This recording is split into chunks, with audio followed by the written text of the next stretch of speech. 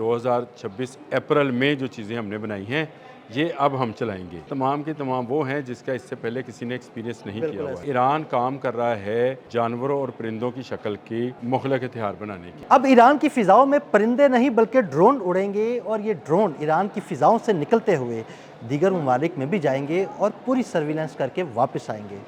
Iran ने Shahid drone के बाद अपनी एक और टेक्नोलॉजी रिवील की है। ये टेक्नोलॉजी बिल्कुल किसी परिंदे से मिलती जुलती है। इस बारे में आमिर रज़ा से बात करते हैं। आमिर भाई, हमने शाहिद ड्रोन का नाम सुना, मज़ीद ड्रोन ईरान के पास जो हैं उनके भी नाम सुने, लेकिन एक और टेक्नोलॉजी सामने आई है। एक ऐसा ड्रोन जो बिल्कुल परिंदे की तरह है, परिंदे की तरह उड़ता है और पूरी इन्फॉर्मेशन जो है ना वो अपने कंट्रोल रूम तक पहुंचा देता है। देखिए, पहली बात तो यह है कि ईरान जो है उसने ईरान के जो पासदारानी इनकलाब के सरबराह हैं ब्रिगेडियर जनरल रज़ा, उन्होंने 2 दिन पहले ये बयान दिया था कि ये 2026 अप्रैल में जो चीज़ें हमने बनाई हैं ये अब हम चलाएंगे। यानी वो 2026 अप्रैल की बात उन्होंने इसलिए की कि ये तमाम की तमाम वो हैं जिसका इससे पहले किसी ने एक्सपीरियंस नहीं किया हुआ है। एक बात ये 2024 में एक रिपोर्ट आई थी कि ईरान काम कर रहा है जानवरों और परिंदों की शक्ल की मुख्तलिफ हथियार बनाने की। अच्छा, ये जब 2024 में आई तो मेरी भी नज़र से गुजरी थी।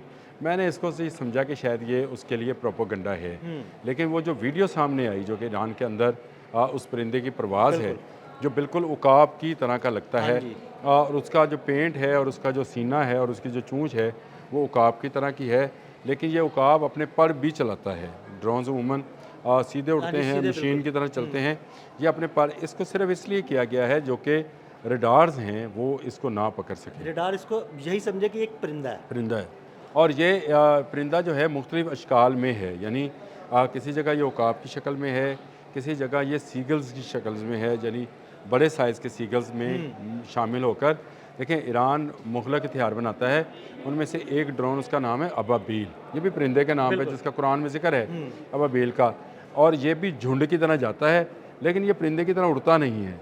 हैं ये झुंड ही, बिल्कुल स्टैटिक होते हैं ना? स्टैटिक पर हैं और ये झुंड की शक्ल में ही जाता है, यानी झुंड जो है वो हमलावर होता है और उसमें तबाही, उसमें बारूद भरा होता है।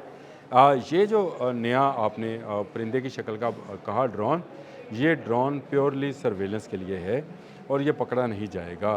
ये समंदर में उड़ेगा, ये ज़मीन पर उड़ेगा, ये उड़ता चला जाएगा, 24 घंटे से ज़्यादा प्रवास कर सकता है और तमाम बारीक बीनी से जो डाटा है वो अपने डाटा सेंटर तक पहुंचा सकता है। ये सर्वेलेंस करने वाला ड्रोन है, लेकिन दिलचस्प चीज़ ये है कि दुनिया में किसी मुल्क ने ये नहीं सोचा कि एक परिंदे को भी सर्वेलेंस के लिए इस्तेमाल ऐसा ड्रोन हो जो अपने पर जो है ना वो हिलाए भी, और वो पर जब फुलाता है उसी तरह उसका सीना भी जो है वो मूव करता है साथ उसके, और उसको जो भी, यानी ये कहीं से शाइबा नहीं होता कि ये कोई ड्रोन है, बल्कि ऐसे ही लगता है कि ये परिंदा है। ये परिंदे की शक्ल में आता है। तो अगर वो जो आपके जितने रडार्स हैं, आपको भी पता है कि वो उस वक्त उनके वो हसासियत पैदा होती है जब वो देखे कि मशीन उनकी तरफ आ रही है। वो मशीन मिसाइल की शक्ल में हो सकती है, उसकी वो शक्ल जो है वो शाहिद ड्रोन जैसी हो सकती है, अबाबील ड्रोन जैसी हो सकती है, लेकिन एक परिंदे की तरह उड़ता हुआ अगर समुंदर में भी उड़ेगा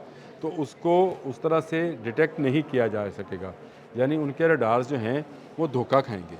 ईरान ने अब हालिया दिनों में इसका कामयाब तजर्बा किया और किया ईरान पर ही है, यानी उन्होंने ईरान में उसको उड़ाया है और मुख्तलिफ रडार्स के ज़रिए इसको पकड़ने की कोशिश की है।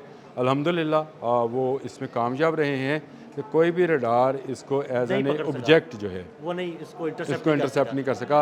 ये दूर से उड़ता हुआ कोई कौवा, कोई चील, कोई उकाब, कोई सीगल, कोई बगला, इस तरह का परिंदा लगता है और रडार भी इसको परिंदा समझकर इसको छोड़ रहा है। तो इसका मतलब ये है कि आने वाले दिनों में अभी तो ये सर्वेलेंस के लिए इस्तेमाल हो रहा है, लेकिन अगर ये इसको वो टेक्नोलॉजी को आगे बढ़ाते हैं तो इसमें वो बढ़ा जा सकता है, छोटे पैमाने पर रखते हैं, भरा जाता है, जो छोटे पैमाने पर भी रखा जा सकता है, तो इसको इसलिए भी इस्तेमाल किया जा सकता है। अभी ये फिल्मिंग और तस्वीरें जो हैं वो दे रहा है अपने कमांड सेंटर को, और ये कमांड एंड कंट्रोल सेंटर से ही इसको उड़ाया जाएगा और मुख्तलिफ ममालिक में जैसे इराक़ है, कुवैत है, फिर मिडल ईस्ट है, सारा इसके अंदर जो है जितनी हाइडआउट्स हैं या जितनी छुपी हुई जगह हैं उनके मतलब मालूमात हासिल की जाएगी और सबसे बड़ी बात यह है इसको उड़ाया रात को जाता है। वाह ज़बरदस्त, ये तो और ज़बरदस्त ये बात दिन है। को क्योंकि आप इंसानी आँख भी जो है वो देख लेती है, और ये इसके अंदर जितनी इन्होंने चीज़ें इंस्टॉल की हैं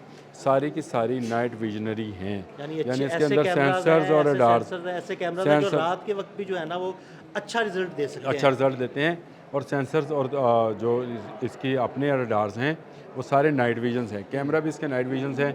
इससे एक फ़ायदा ये होगा कि रात के वक्त में रडार्स इसको पकड़ नहीं सकेगा, इंसानी आँख इसको देख नहीं सकेगी। एक ख़ास फासले तक इंसानी आँख जो है किसी चीज़ को पहचान सकती है। अदरवाइज़ ये उड़ता हुआ एक परिंदा, उसको महसूस होगा कि एक परिंदा गुजर गया ऊपर से उड़ता हुआ, ये पता नहीं है कि वो एक एक जो है डाटा जो है या एक एक तफसीलात है वो पूरी ले उसने गया। तफसीलात कैप्चर की, अपने रिकॉर्ड रूम तक अभी पहुंचाई। अभी मेरे अपनी तहकीक के मुताबिक ये जो ब्रिगेडियर जनरल रज़ा ने बात की थी कि उन्होंने नए मिसाइल्स भी बनाए हैं, अभी वो शो ऑफ उन्होंने नहीं किए हैं, लेकिन लगता है कि अगर ये कशीदगी बरकरार रही, 22 को सीज़ फायर ख़त्म होना है, उसके बाद ईरान कुछ ऐसे चीज़ें ज़रूर इंट्रोड्यूस करवाएगा जिसकी तवक्को इस वक्त दुनिया, अमेरिका या इजराइल जो है वो नहीं कर रही है। ईरान बहुत तेज़ी के साथ अपनी टेक्नोलॉजी को इस्तेमाल कर रहा है, और मुझे याद आ गया मरहूम अली मोहम्मद नैनी की बात। शहीद जो थे उन्होंने ये कहा था कि अभी तो हम अपनी पुरानी हाँ जी, टेक्नोलॉजीज़ बिल्कुल। आपको दिखा रहे हैं, नई टेक्नोलॉजी तो हम मंजरेआम पे नई नहीं लेके टेक्नोलॉजी आए। का मंजिल आम पे नहीं लेके आए। तो अभी ब्रिगेडियर जो रज़ा हैं, उन्होंने ब्रिगेडियर जनरल रज़ा हैं, उन्होंने ये कह दिया कि भाई 2026 के ही तैयार करदा चीज़ें आपकी तरफ आएंगी अगर आपने अपने हमले ना रोके या अपना सीज़ फायर को जो है वायलेशन ना रोकी। सीज़ फायर की वायलेशन अमेरिका मुसलसल किए जा रहा है, एक तरफ मुज़ाकरात की बात चल रही है, दूसरी तरफ वायलेशन की बात वो कर रहे हैं। तो इसका मतलब ये है कि किसी न किसी जगह पर आकर इस सारे काम को रोकना होगा।